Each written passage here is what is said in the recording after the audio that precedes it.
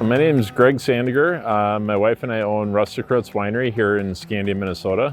We've got about 110 acres here at the winery. Currently there's about 20,000 grapevines that we're growing, and we make all the wine right here on site and process it right here.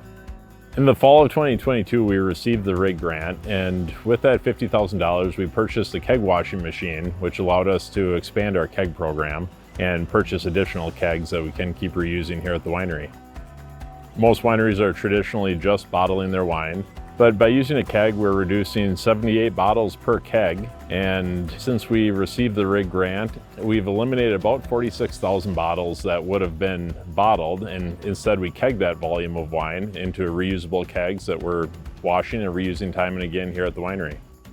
The application process was very straightforward and simple. It was roughly a 6 or 8 page application, and I'm not a paperwork guy, so it was very simple to do. I would definitely recommend the BizRecycling program and the RIG grant to other businesses in the area. It's worked well with our business. We're all working towards kind of the same goal of making the business sustainable and reducing the trash that we're producing as a business in the River Valley.